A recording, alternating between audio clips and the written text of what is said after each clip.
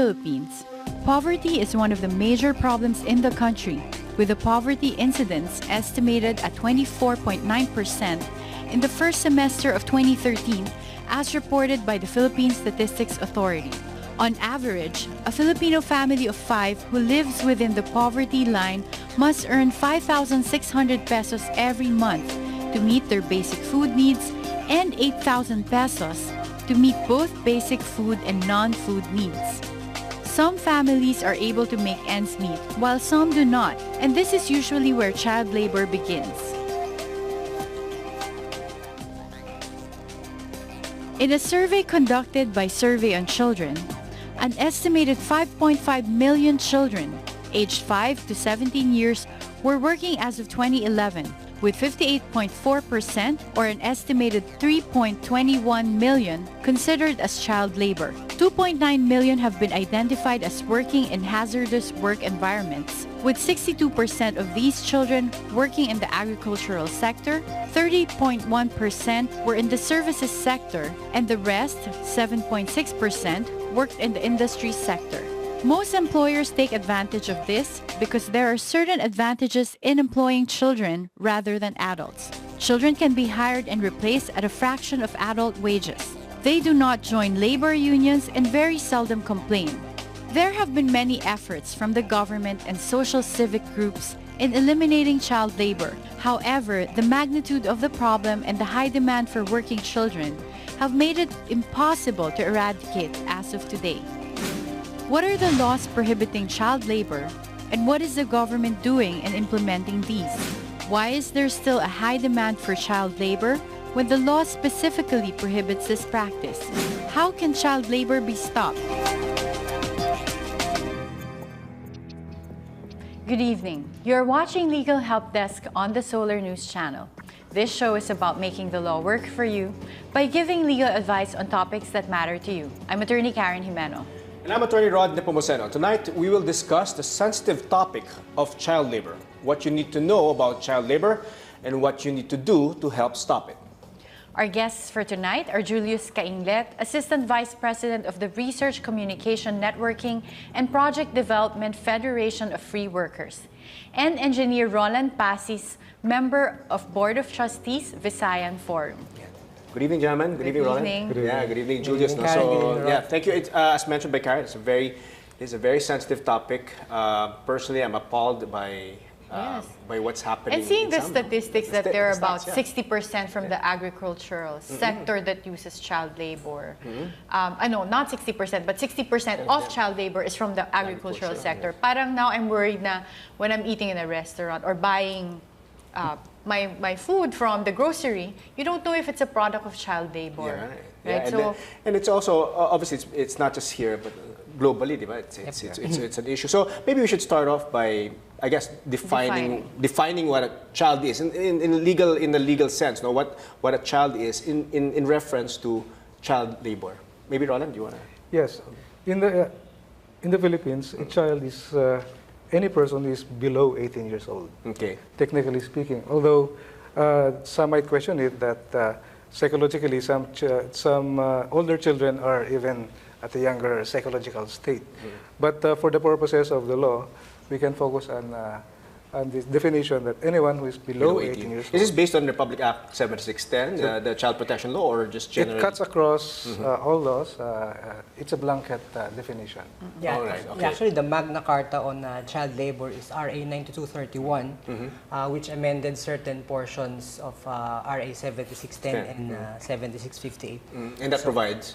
Which provides, among others, na yun nga, no, anyone below 18 years old is not supposed to work. No? So, a child involved in any activity that is economic in nature, that is considered child labor. No? However, there are exceptions. No?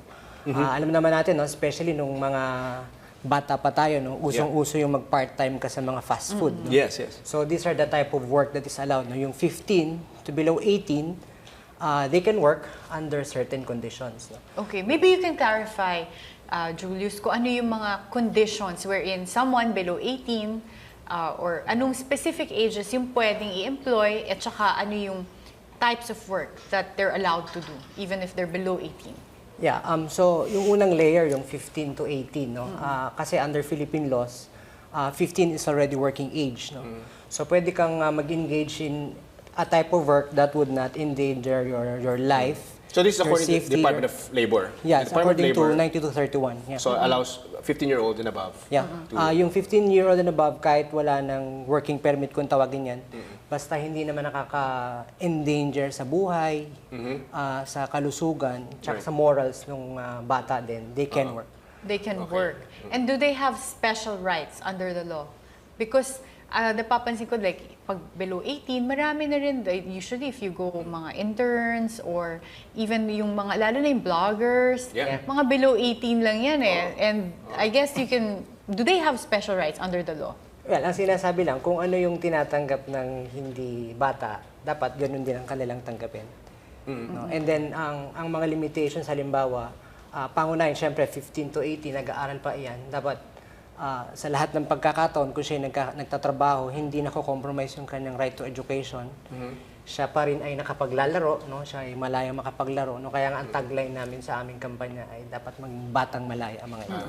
And kaninong responsibilidad yun? Na, to make sure, because if someone is already working, you'll just make them report to work, diba? So, is it the responsibility of the employer to make sure that they have time to go home, study, at may time din maglaro? How do you balance that if you're the employer? Well, yes, ideally, you don't make the child work for more than 4 hours. Yun yung 4 pinakamaganda. hours. That's less than the regular employees. Yeah. Now in the cases of where there's the parents basically allowed it, no? So in other words, by permission. No? Sometimes, in fact, the child laborer works for the parents. It's quite common. It's quite common na you have a small sari-sari store or a food booth or something in the mall, and you make them work. No. So my question is twofold. One is if it's the parents themselves making them work in a small business, a family business. Secondly, kung may permission, for example, from the parent, may excuse slip. You know, parang, yes, I will allow my child to work. Roland, you might want to clarify those questions. I think the most important distinction that we have to make before even talking about this issue is to clarify between child labor and child work. Okay. That's great. Okay. Yeah. We have to start with that. Kasi yung child work... Child labor versus child work. Those are two different concepts. These are two different concepts. These are worlds apart. Although, madali mag-slide ang isang bata from child work to child labor. And I will explain that. Okay. Kasi sa child work, ito yung nakikita natin. Halimbawa, yung sinasabi mo kanina na may expectation ng parents na tumulong, halimbawa magwalis-walis sa bahay, minsan magtumao doon sa tindahan. Yeah. No? And at some point, even in agriculture, tutulong doon sa work ng mga magulang kasi part of the training nga ito. Part na pagiging buhay Pilipino ay maging isang masunurin na bata at a certain age, you have to be prepared na maging productive person someday. No? So, mahirap din naman yata na lumaki yung mga bata, for example, from the point of view of the parent, na tamad siya or hindi siya marunong man lang maghugas ng pinggan. But it becomes child labor when there are certain rights that becomes endangered. One is the right from being exploited. No? Dapat ang bata hindi exploited pag nagtatrabaho. Hindi siya dapat binubugbog, hindi siya dapat pinipilit na magtrabaho or lalo na yung mga ibang bata kinukulong ng mga ibang bata. Another right nga kaya sa katulad ng sinasabi ni Julius kanina is the right to education. No? Dapat ang bata pag kahit na tumutulong sa family or even at some point doon sa industry ng parents, dapat yung education niya hindi nasasakripisyo. Dapat hindi siya magiging absent palagi or worse is magda-drop out siya sa school. No? And most importantly, the right to participate in groups that make them children. No? The right to play, the right to be part of a group. So these are basic rights na dapat natin isinasaisip. Pag tinitingnan natin yung bata na nagtatrabaho, no? If these rights will be sacrificed, then it becomes child labor. That's where we define the line na dapat hindi na natin. So anyway, three E's, di ba? Education, right to education, right against being exploited, and right to, I guess, get, well, not the third E, but basically to have a group. To develop, to participate, to develop. To engage in a group.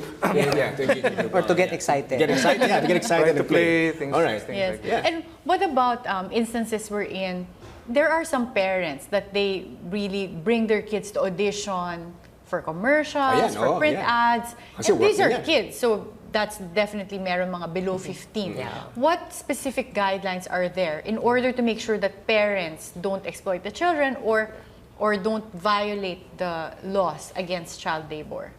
Yan, yung sa 9231 dinedefine niya na there are certain types of work talaga na pwede sa mga batang below 15 and this involves media, no, o ibang uri ng pagtatanghal na it is really necessary na bata ang gumampan, no.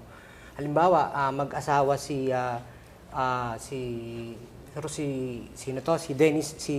Daniel Padilla at saka si Marian Rivera. Si Marian Rivera. Parang magkaiba. Hindi naman sila different age. Or may mga, there are a lot of stars na may mga anak. Alangan naman na si Dagul yung gagampan na anak nila. So, imposible yun. So, in this case, they have to secure a permit from the Department of Labor and Employment that they will hire children for this purpose. Even sa mga commercials. And if you're a parent and you have, or even, diba, if you want yung mga parents who don't have kids in showbiz or print ad yet, and they want them to be part of that type of industry, what guidelines do they have to follow in order to make sure that they observe the laws?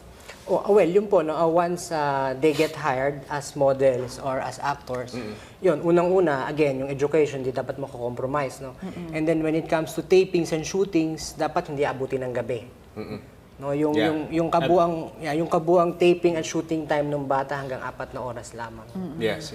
I've had that experience. We had a commercial, we had a child. At a certain time, we had to pack up or parang we had to stop. Or dapat na shoot. Yung by 8 priority yung o'clock shooting By 8 sa kanya. o'clock dapat hindi na 8 p.m. kasama sa shooting. Now, when it comes to exploitation, in a case like this, no, that Karen proposed, no, for example, and nagkataon naging successful tong child actress. Ito, Raisa May, di ba? Bilang, now, is it part of exploitation na, I'm the parent, I want her to work, and all her earnings napupunta sa akin? I mean, yung exploitation ba na gano'n, na minomonitor ng, let's say, Department of Labor na should the child have a trust fund or precisely, no, that's what the law provides, no. Kapag ang bata ay sumasahod, dapat nasa trust fund yung kanyang ikinikita, no. Para pagdating niya sa takdang edad na pwede niya lang desisyonan paano gagastusin yung pera, tsaka lang pwedeng ilabas. Okay. Now, yung ibang mga magulang na magre-request sa anak na, anak, magbigay ka namang konti para sa gastusin ng pamilya. So hanggang 20% nung kinikita, at least sinaalam. Pero beyond that, it's okay. Now, go ahead. Kanina, Julius mentioned yung mga layers ng mga pwedeng magtrabaho. And usually when we think of child, we just think talaga small children. But obviously, under the law, anyone below 18 is also a child. So I've come across like instances where the kasambahays are below 18 or mga houseboys, yung mga magugupit ng kunwari, mga hardero, ganyan. Below 18 talaga. Ano ang guidelines dito to make sure that if you're hiring someone and you find out the real age, you don't violate the law? Kasambahay, Roland, baka gusto mong sagutin. Yeah, although palagi naman kaming nagkakatrabaho ni Julius sa kasambahay issue, we have to know that there's a new law about employing kasambahay. Ito yung tinatawag natin na Batas Kasambahay at kapapasa lang po ito last year, if I'm not mistaken.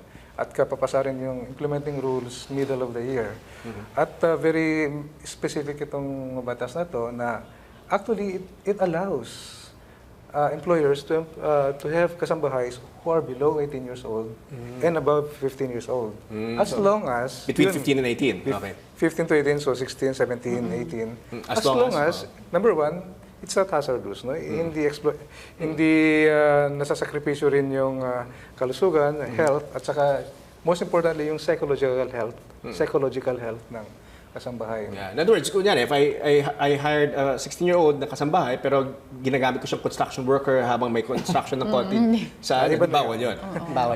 Okay, so dapat naglilinis. Dapat hindi hazardous. What else? hindi mo siya binubugbog, of course, walang sexual exploitation. Of course, yeah. And at one point in time, you have to ensure na kung gusto man ng bata ng kasambahay na mag-aral, you have to give that chance. Do you have to also fund yung pag-aaral nila?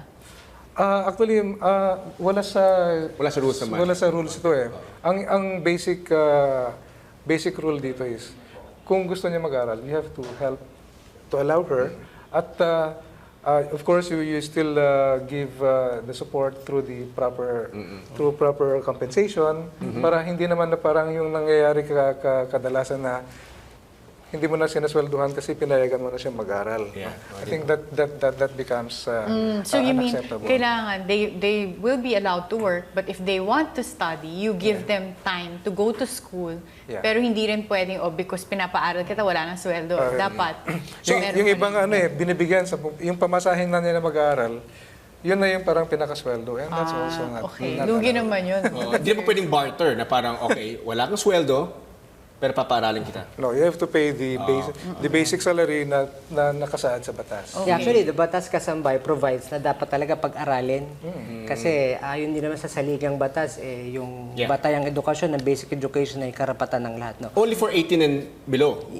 Lahat. Actually, even if we jump to the Batas Kasambay, kung hindi pa nakakakuha ng basic education beyond 18, you have to, kailangan pa rin. So it doesn't have to be Ateneo naman pag pinag-aral mo. Ang ating public school sa college na rin, ibang usapin na kasi yun. Okay, sige. Okay. I still have other questions, lalo na questions, pagka-houseboy, baka hindi considered kasambahay. So, I'll ask you those, but for now, we'll have to take a short break. Legal Help Desk will return after these messages.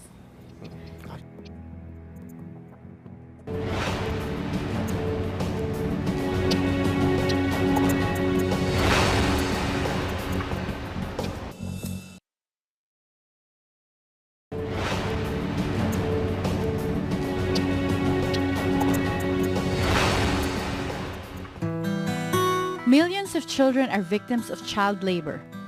There is a fine line between a child doing household chores to help the family and doing manual labor that could deter their health, mental, and social well-being.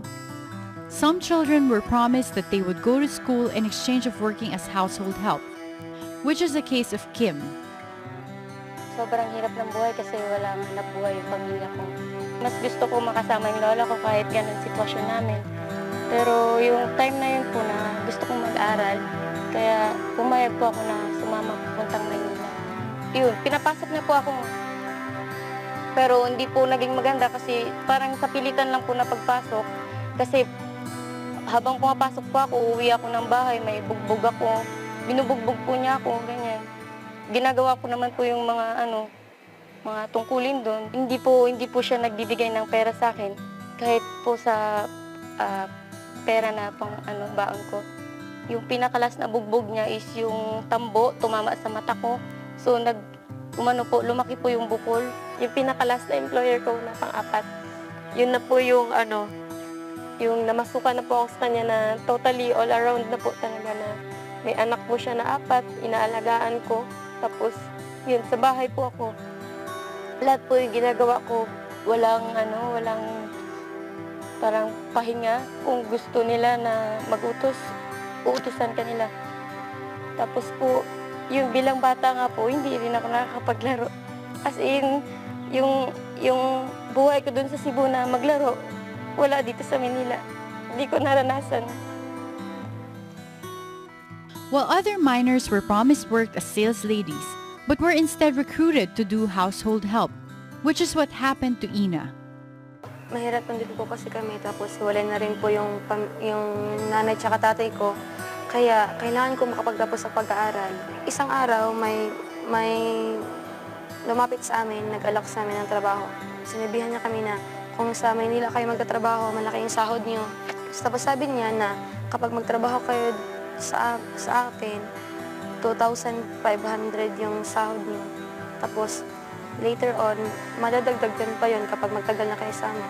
Pagdating po sa Maynila, sinalubong po kami ng employer po namin sa airport. Tapos nun, pagdating doon, pinick up lang kami ng isang sasakyan.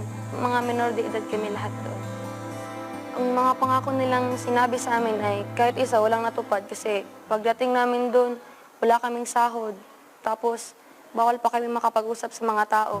Bawal kami makapag-usap sa aming pamilya. Kinuha yung contact namin, kinuha yung cellphone namin. Bawal kami makapag-usap sa pamilya namin. Akala ko, pagdating ko dito sa Manila, makapag-aral ako, pero nabaliktad. Sana yung panahon, nasa yung oras. Tapos, naabuso pa kami.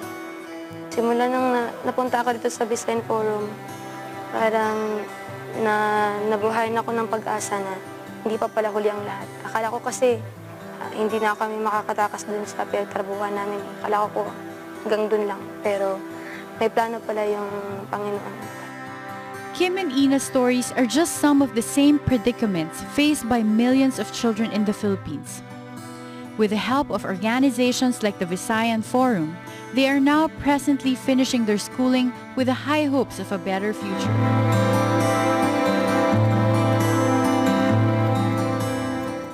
You're still watching Legal Help Desk on the Solar News Channel with our guest, Julius Cainglet, Assistant Vice President of the Research, Communication, Networking and Project Development Federation of Free Workers, and Engineer Roland Pacis, member of the Board of Trustees of the Visayan Forum. Yeah, no? We saw the case study of Kim and Ina. No? These are young ladies that are now under your care or under the care of the Visayan Forum, right, Roland? And, Yes, Rod. And it's heart-breaking and gut-wrenching. Yeah, it's very sad.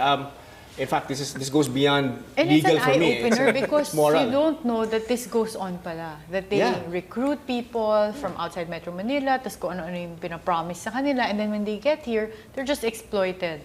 So I guess from here, we can talk of one, for people who are experiencing the same problems like Ina, and what can they do? Kanino rin-report yung mga ganitong types of violations? Yes. Gusto ko lang sabihin na kahapon nakita ko itong si Ina and Kim. It was Mother's Day.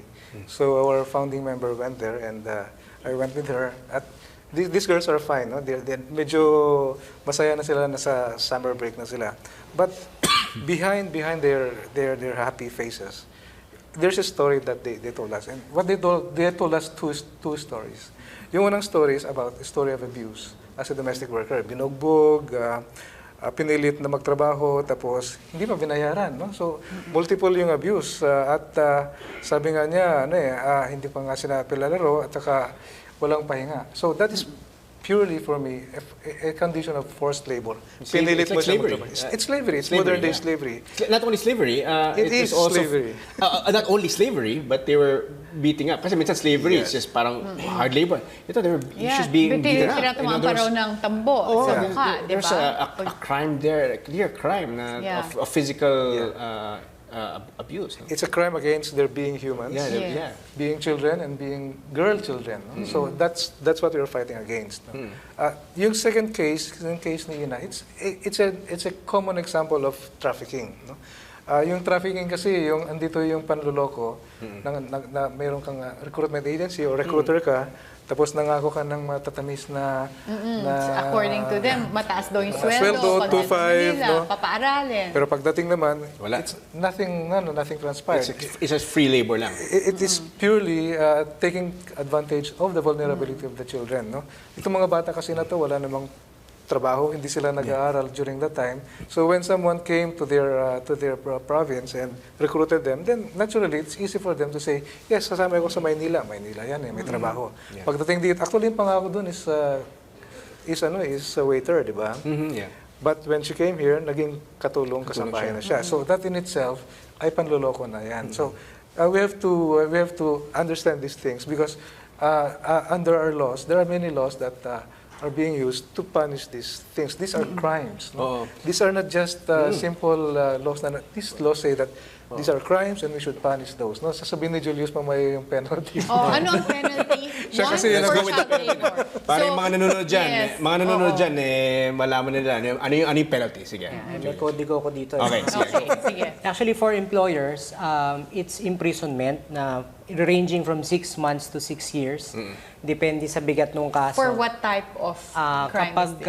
Or violation? Pag ang violation sa number of hours na children should work, tsaka kung gumamit ng bata for advertisements na hindi dapat may bata, tulad ng advertisement ng alak, alcohol or advertisement cigarettes. ng, Or, cigarettes yan. Oo. So yun, ang range nun, 50,000 to 300,000 yung fines. But then, when we come to the graver penalties, actually, this is where I introduce the concept of the worst forms of child labor. No? Kasi sa international po, meron tayong mga treaties na pinirmahan na tungkol sa usapin na pambata. No? Tatlong mahalagang tratado yan. Una, yung UN Convention on the Rights of the Child na napaliwanag na kanina ni Roland, no, na ang bata may right to survival, right to protection, right to development, and right to participate. And the second one is the ILO Minimum Age Convention, which defines the child and which also says na, yun nga, no, below 18 years old bata, hindi dapat magtrabaho, pero 15 to 18 allowable in certain conditions. And then we come to the latest convention, which is ILO Convention 182. It's the worst forms of child labor convention, which defines na in 4 specific instances, hindi dapat magtrabaho ang bata. One, katulad ng example natin kanina, yung trafficking and slave-like conditions. Bawal yun. Bawal isa ilalim sa forced labor ang bata. Pangalawa, ang bata rin hindi raw dapat pinapasok sa prostitusyon at iba pang uri ng exploitation sexually. Pangatlo, other activities that are illicit or illegal by nature, automatically hindi dapat kasama ang bata niyan, tulad ng pagnanakaw. Nagbaburn ng DVD na fake or Oo, baka staff nga, pero taga-burn naman ng fake DVD. O parang mga, tapos kapag runner ng droga, halimbawa. O kaya sa may bank robbery siya ang lookout. So kasama rin yun. And third, dito papasok yung sinasabi natin na ang bata hindi dapat masubject sa hazardous conditions. No? At yun na nga yun, yung hazardous conditions, pinabanggit natin, masyadong mataas na lugar, masyadong malalim, underwater, mabigat na trabaho, pagbubuhat ng mabigat, pag-cooperate ng mabibigat na makinarya. So ito yung hazardous na dapat dinedefine. I'm glad you really clarified that. Now we have a couple of questions from our viewers, Roland and Julius. Let's start answering some of them. Of course, with the help of our guests, starting with Alma. We've employed a 15-year-old girl as one of our house help. Our arrangement is that in exchange for the cleaning and other chores, she will go to school to finish high school, and if she remains with us, we will also enroll her to college or training school like TESDA. Can this be considered as child labor? If it is, are we violating the law? It didn't seem to imply na she was being paid. No? Parang ito yung minention ko kanina, yung parang barter. Parang in exchange for education. Education. Mukhang parang walang usapan na may sweldo. Actually, in case ni Nina, this is what we dream of, what employers should be. Employers who are giving the rights to these children. Right na makapag-aral, right na, and I presume may regular day off yan. And I also presume that aside from the tuition fee na binibigay, ay meron yung regular na sweldo. Okay, so I think we have to clarify. We have to clarify that. No? And I think Nina is one example of an employer who is finding ways to be of help. To be human. These are good employers for me. But as long as 15 and above yung 15 and above naman. I assume na 15 and above na yan. 15 yung minention, 15. And I think Julius is actually hindi lang child labor law yung mag-apply dito dahil kasambahay, no? Kasi may special law, di ba? Di kasambahay law. Now, di kasambahay law is very specific. Ang sahod dapat ng batang manggagawa or ng kasambahay ay in cash. Hindi pwedeng in kind ang sahod niya kahit pinapaaral pa siya. So, ito, out of the goodness of the heart ng employer, okay, fine, paaralin niya. Pero under the law, kailangan pa rin merong sahod na cash yung batang So should they also observe yung minimum wage for the kasambahay? If they are based in Metro Manila, that's 2,500 pesos. Okay. So that's on top of the study. Okay. So please take note of that, Alma. Our next question is from Nina. The idea of child trafficking and child labor are different at some point. What is the difference between the two? Is there a thin line that differentiates them, or are they intertwined? Kanina, Roland started talking about this already. Child trafficking, tsaka child labor. Child trafficking and child labor are like twins. No? These are two different persons, but they're joined. Because I'm saying that because kung nag-traffic ka ng isang bata, you might put them into child labor situation. For example, kanina, nag-recruit ka ng bata na pangako mo waitress, tapos magiging kasambahay. Child labor yung kasambahay, that's trafficking. That's trafficking. And there will be a higher penalty. No? Kasi sa pagiging kasambahay, mas sa labor, sa working conditions yung tinitingnan eh. Pero pag trafficking kasi, you're punishing that purpose of yours to exploit that person. Because that person was deceiving and tricking someone to, and then, or maybe forcibly taking someone. It puts the abuse into a higher notch. It puts the abuse So into a higher. it is considered child trafficking if you represent something else. So kunwari, meron kang kinausap ng taga Visayas, tapos sinabi mo, pag dinala kita sa Manila, kasambahay ka. Tapos pagdating doon, yung pala, papatrabahuhin mo sa factory. That's already child trafficking. Yes, or for example, nagkasambahay yung pangako mo, and then bumagsak siya halimbawa sa prostitution. No? Which is in the case yung nangyari kay Yolanda, ang daming kinuha na mga bata doon, pangako mo yung kasambahay, tapos prostitutes yung bagsak. That is a very, very serious crime. And But can it also, can it also be considered kidnapping in a way? In a way, trafficking is kidnapping kasi you're taking people against their will, against you're withholding true information from them. Kaya nga yung penalty niyan, I have to stress na 1 million, up to 1 million pesos. At saka, seclusion perpetua. Very serious. Reclusion perpetua. And if it's a child, years, no? and if it's a child, you cannot bail out of jail. Then I think Julius Non-bailable. Non-bailable yan. Non-bailable. Folks, non-bailable. You have to consider, it's very serious. Yeah, You have to be aware of meaning pagka na-file pa lang yung kaso, you have to go to jail. Non-bailable. You have to stay in jail kahit hindi ka pa convicted. I'm sorry, And Julius, was adding something. Yun. Sa akin, lahat ng child trafficking ay child labor, pero hindi lahat ng child labor ay child trafficking. Correct. Kasi Mas expansive. Mas masaklaw malawak yung definition ng child Kasi labor. pwedeng prostitution, and that's not child labor, And I it's think prostitution. kahit kasambahay, if you're employing someone below 15, that's already the prohibited child labor. So pwede ka nang parusahan. Yung nabanggit ni Roland na 1 million sa RA 9208 yata yun. Pero sa worst forms of child labor Magna Carta per se sa 9231, ang imprisonment ay up to 20 days to 1 year. Tapos, 12 years to 20 years kung child labor per se. Kung 20 days, medyo mahina yun. That is for parents pala. For parents yun. Ang parents ay may liability rin kapag ang bata ay sumailalim sa child labor. Okay. So we have a couple more questions. This time naman from Evangelica. My husband and I are senior citizens. We have a stay-out house help to clean around our house for us. Sometimes we employ teenage boys to do some gardening such as weeding, especially since my husband and I can no longer bend down. Is what we're doing considered as child labor? Wouldn't working like gardening for us be a better alternative for them, seeing that those children might be involved in rugby or drugs? No? So, siguro testingin natin. No? I'll just pick up yung term na ginamit niya, sometimes. So I assume hindi siya regular, like for every week they have to report for 1 day and for a number of hours. So yung elemento na sometimes, I think hindi dahil sometimes lang, I think hindi siya child labor.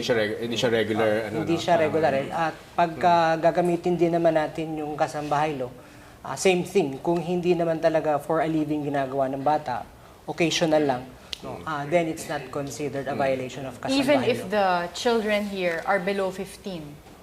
Oo.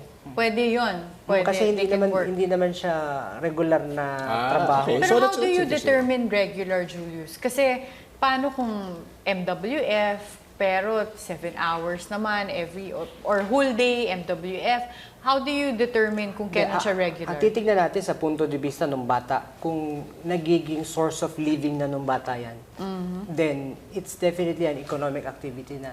It's not something like yung gusto lang mag-ipon para merong pera So sa kunwari Pasko. summer job lang summer or job for the or- Christmas season, hindi yun. Tsaka ngayon, Actually, siya nung regular. high school ako, when I was growing up in Lawag City, I do this, no? Nag-iigib ako para doon sa dalawang matanda na may-ari ng apartment na tinitirhan namin. So, it was for me a way to even socialize with them.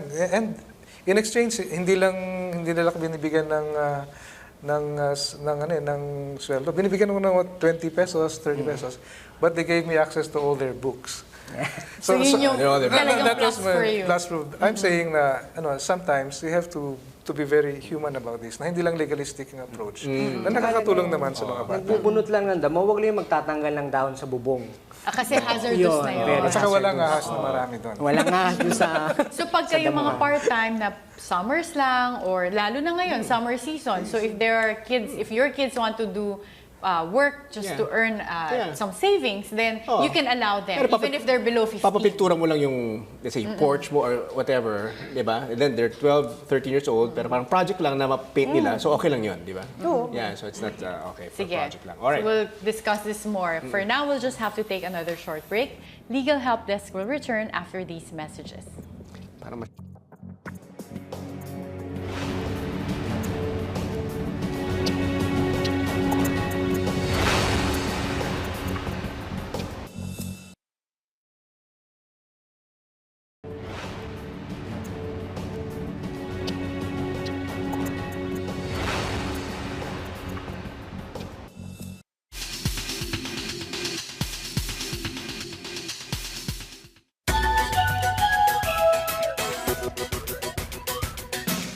Whether they are working as domestic help or in more hazardous conditions, such as in the agriculture or industrial sectors, in the case of children under the Philippine law, every child has basic human rights as stated in Presidential Decree Number 603 or the Child and Youth Welfare Code, including the right to be born, the right to a wholesome family life, to be loved, cared for, understood, and given moral and material security.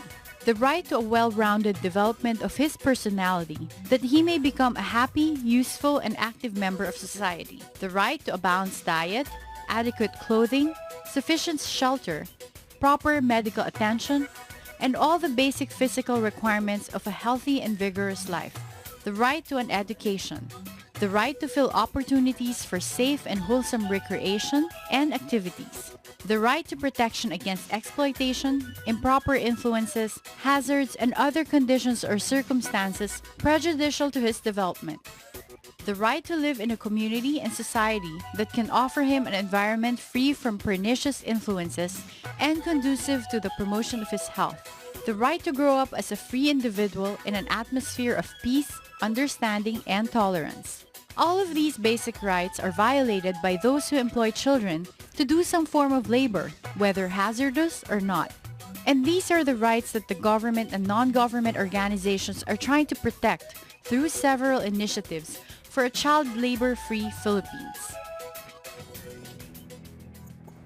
You're still tuned in to Legal Help Desk on the Solar News Channel, with our guest, Julius Cainglet of the Research Communication Networking and Project Development Federation of Free Workers, and Engineer Roland Pacis, member of the Board of Trustees of the Visayan Forum. Yeah, so right before the break, we were talking about na parang the rule regarding children working is not totally absolute, diba? I mean, children can work, right? Even below those below 15, pero as you mentioned earlier, Julius, diba?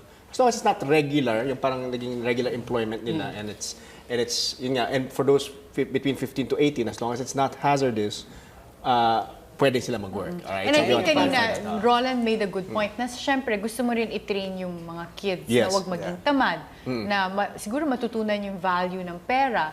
So if you have kids and you want them, if you have a family business and you want them to learn how to work, to earn extra savings, then you can employ them even if they're below 15, as long as this is not a regular thing. Ako yung question ko lang here, kunyari, you're a child, you're in that age range, no? Or let's say you're below 15, or maybe you're 15 to 18, and you have questions, you feel that you are being exploited, and let's say wala kang adult, what's the best solution for these kids, no? Let's say they can alam naman nila paano mag public transportation or to go to the right office.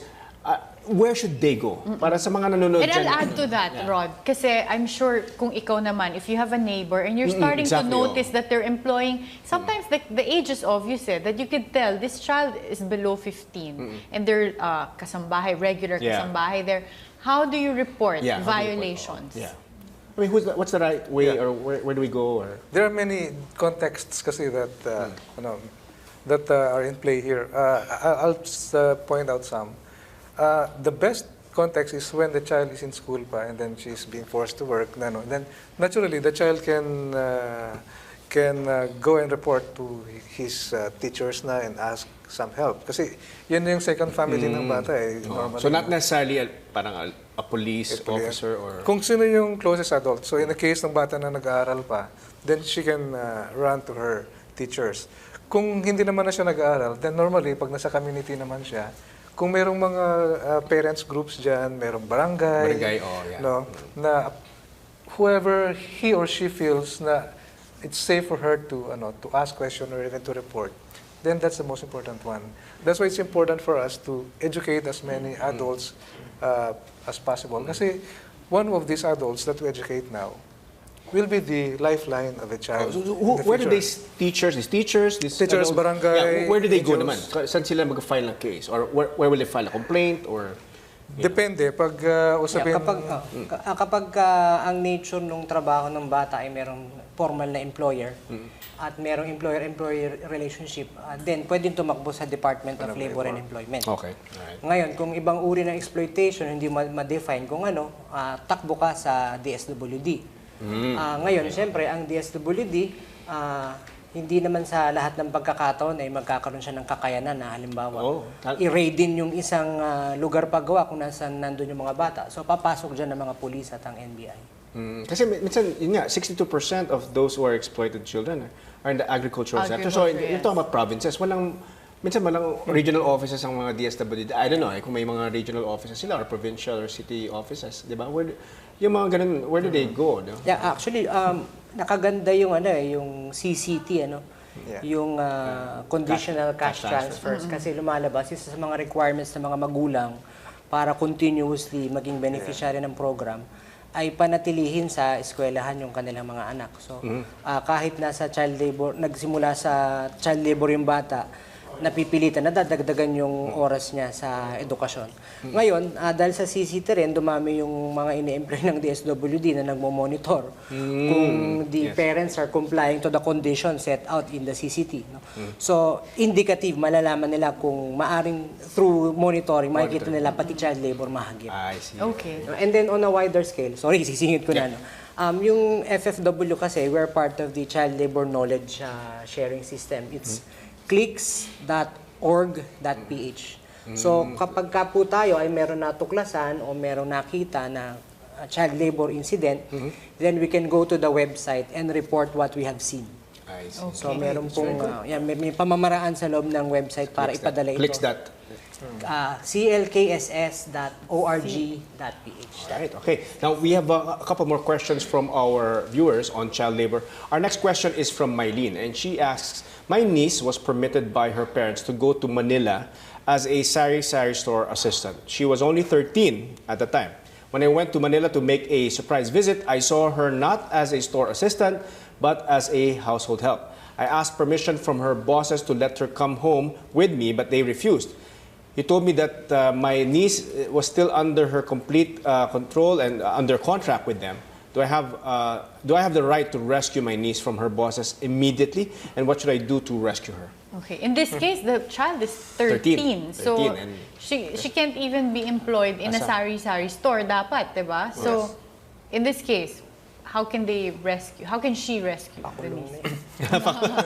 Ayaw pa naman paalisin, no? Ayaw niya paalisin. So si Julius bumubulong dito, dapat pakulong nila. Actually, what can she do? Kasi this is related to the question of fraud kanina. Bina-violate ba niya i-report? Naka-violate na siya pareho sa child labor laws at sa kasambahay law.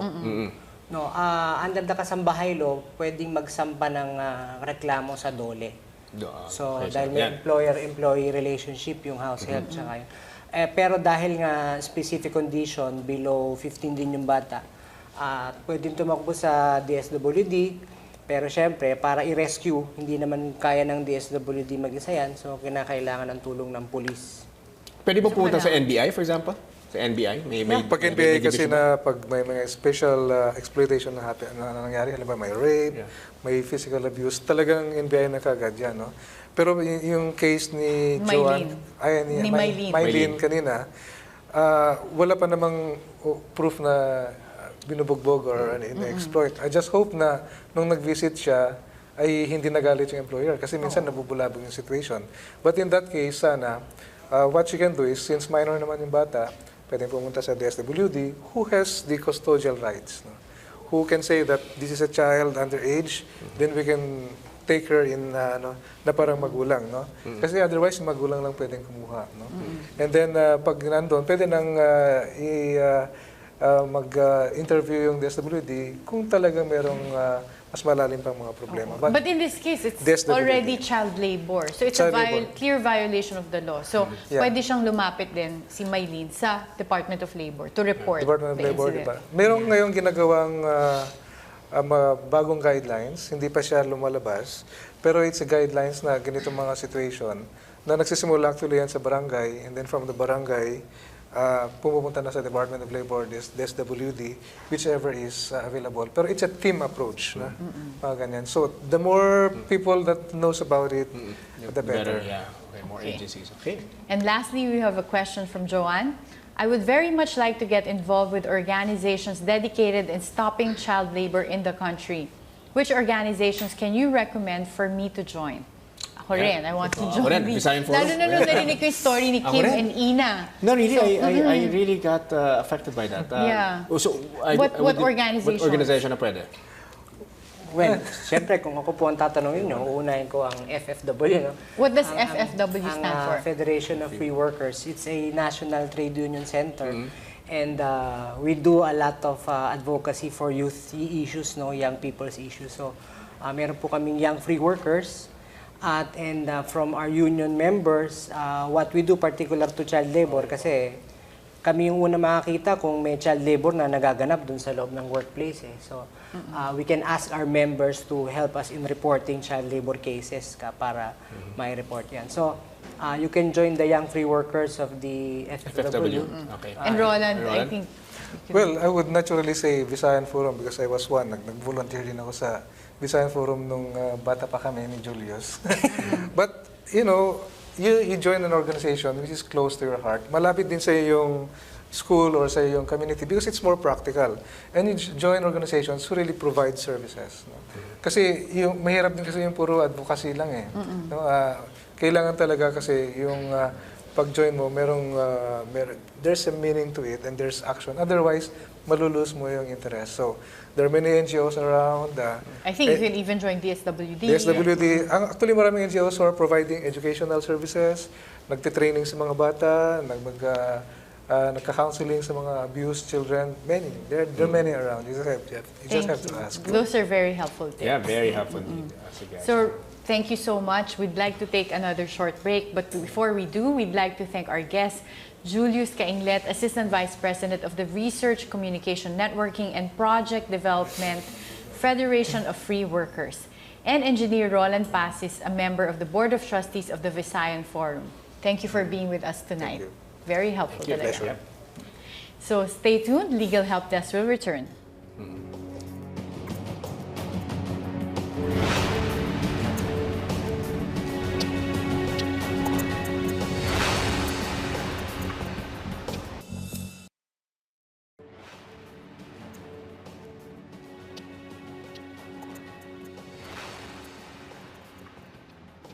Welcome back to Legal Help Desk on the Solar News Channel. Quite interesting topic for today.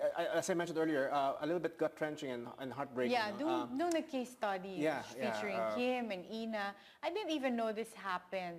This happens here in the Philippines. You know, as lawyers, you normally look at it from a legal point of view, but I was really looking at it from the point of view of I guess, a moral point of view. No, it's almost inhuman. What they're doing to. But I guess the people. important points here is, one, if you're employing kasambahays, you can employ kasambahays between the age of 15 to 18, provided you have to comply with certain conditions. One is that bawal sila sa hazardous circumstances. So yung mga dangerous na papaakyatin nyo pa ng bubong, yung mga ganyan, bawal yan. And then you also have to make sure that if they want to study, you give them the opportunity to study.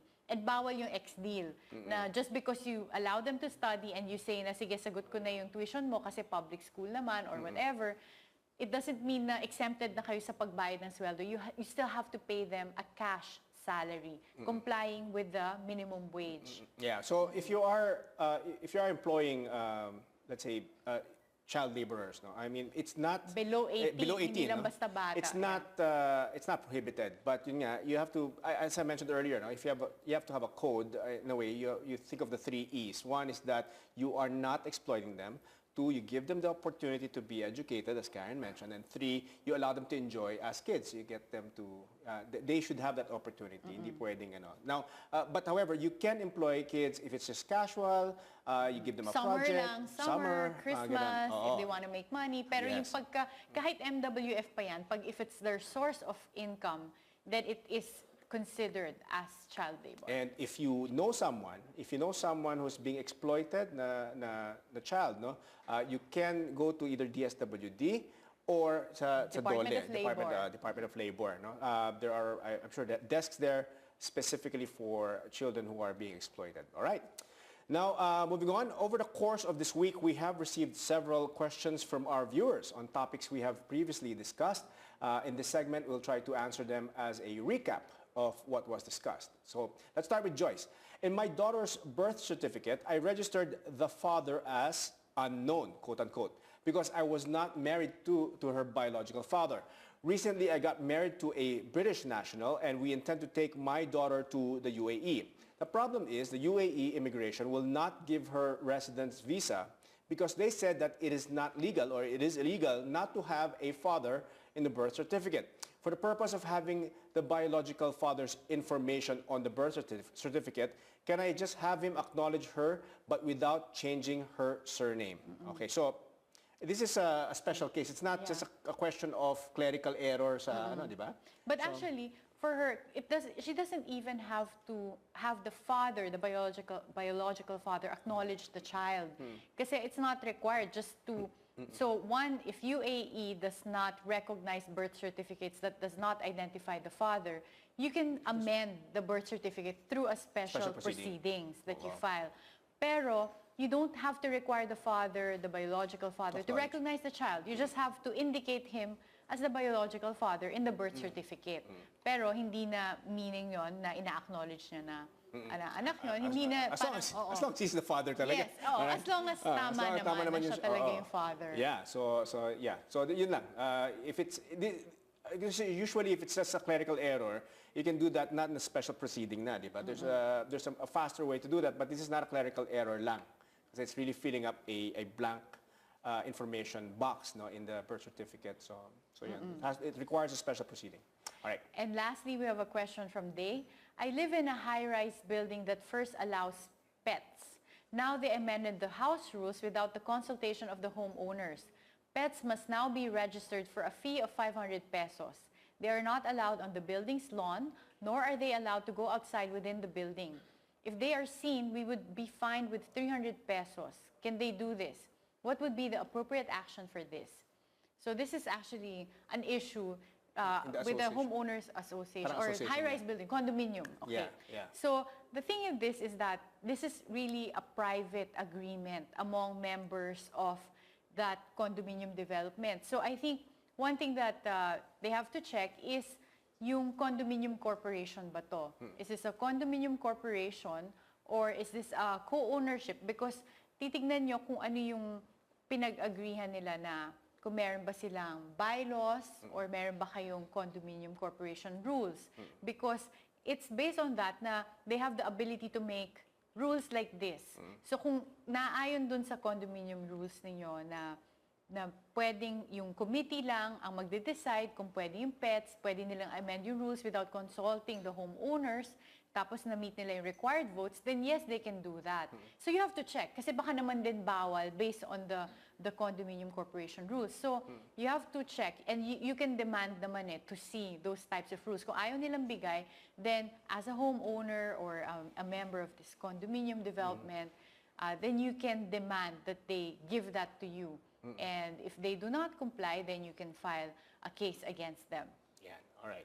All right, so that's all the time that we have for tonight. We would like to thank our viewers who sent us their legal questions via social media. Keep sending them on our Facebook and Twitter pages.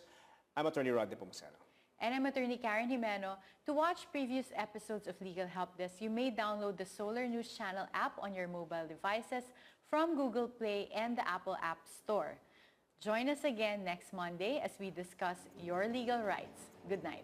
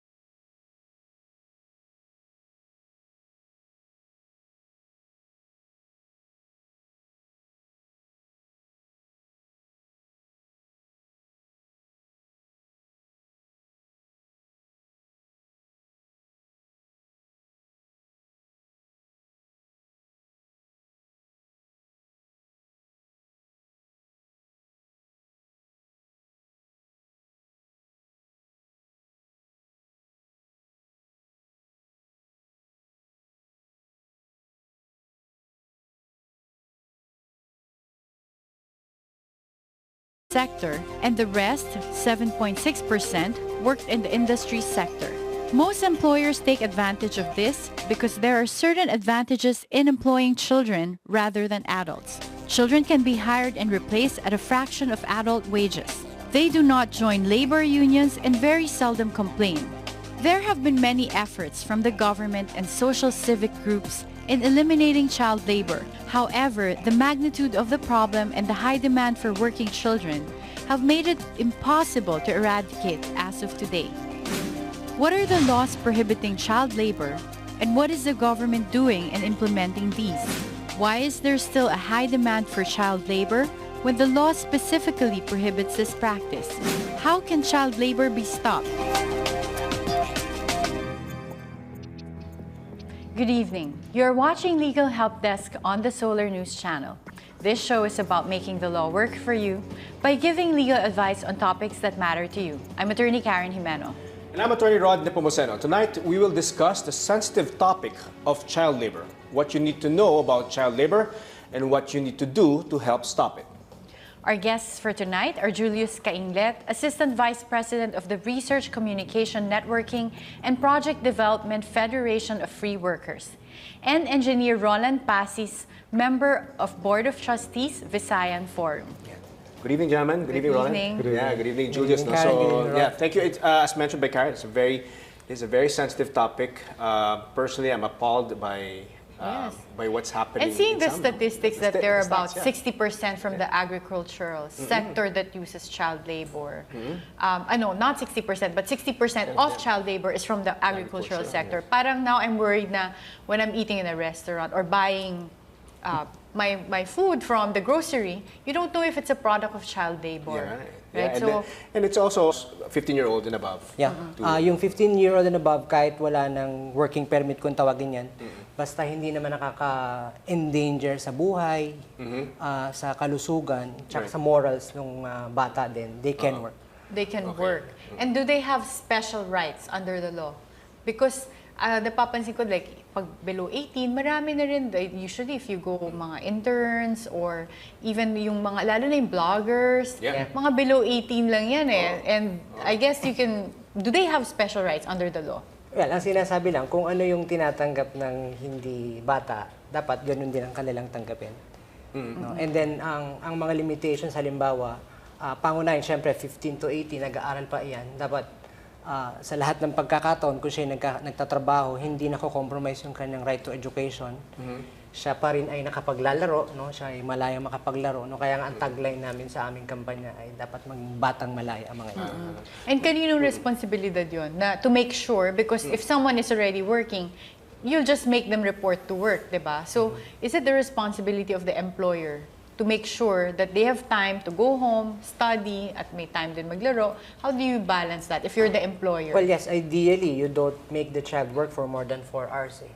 Yun yung 4 pinakamaganda. hours. That's less than the regular employees. Yeah. Now in the cases of where there's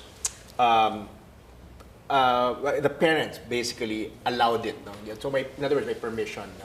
Sometimes, in fact, the child laborer works for the parents. It's quite common. It's quite common that you have a small sari-sari store or a food booth or something in a mall, and you make them work. No? So my question is twofold. One is if it's the parents themselves making them work in a small business, a family business. Secondly, kung may permission, for example, from the parent, may excuse slip. Parang, yes, I will allow my child to work. Roland, you might want to clarify those questions. I think the most important distinction that we have to make before even talking about this issue is to clarify between child labor and child work. Okay. That's great. Okay. Yeah. We have to start with that. Kasi yung child work... Child labor versus child work. Those are two different concepts. These are two different concepts. These are worlds apart. Although madaling mag-slide ang isang bata from child work to child labor. And I will explain that. Okay.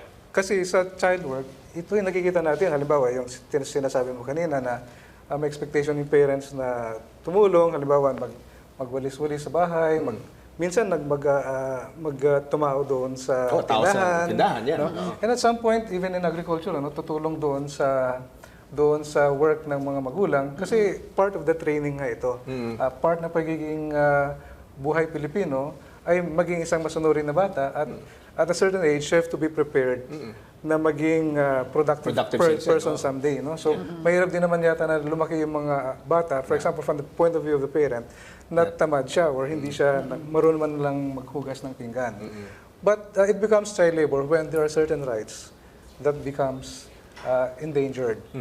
One is the right from being exploited. No? Dapat ang bata hindi exploited pag nagtatrabaho. Hindi siya dapat binubugbog, hindi siya dapat pinipilit na magtrabaho, or lalo na yung mga ibang bata, kinukulong ng mga ibang bata.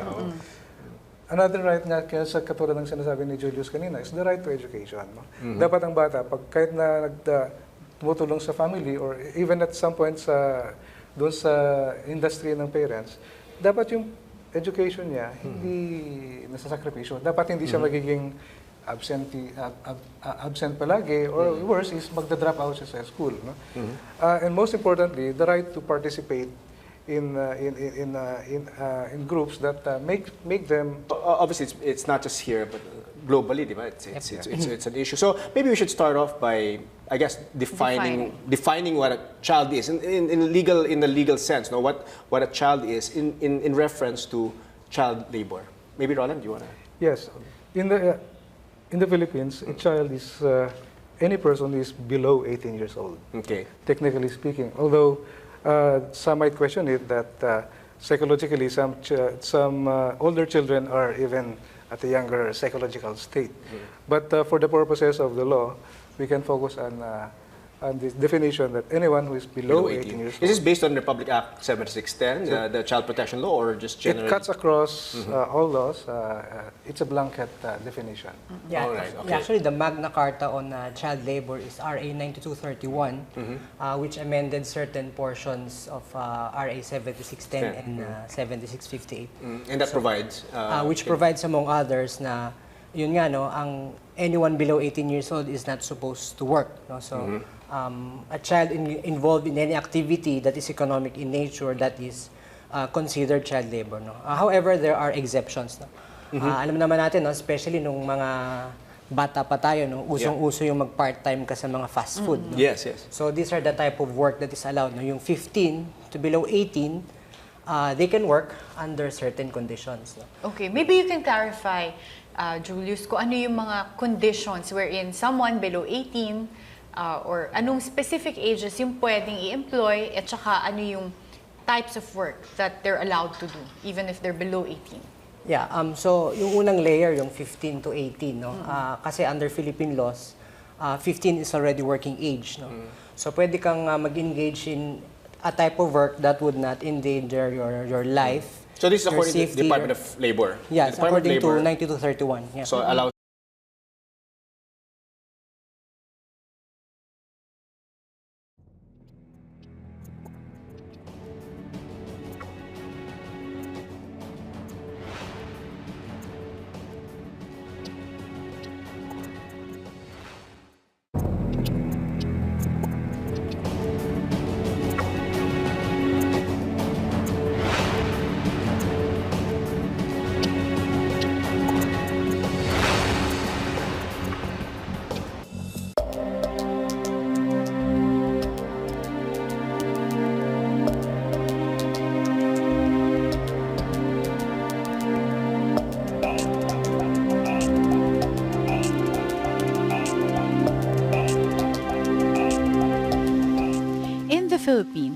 Poverty is one of the major problems in the country, with the poverty incidence estimated at 24.9% in the first semester of 2013, as reported by the Philippine Statistics Authority. On average, a Filipino family of 5 who lives within the poverty line must earn 5,600 pesos every month to meet their basic food needs and 8,000 pesos to meet both basic food and non-food needs. Some families are able to make ends meet, while some do not, and this is usually where child labor begins. In a survey conducted by Survey on Children, an estimated 5.5 million children aged 5 to 17 years were working as of 2011, with 58.4% or an estimated 3.21 million considered as child labor.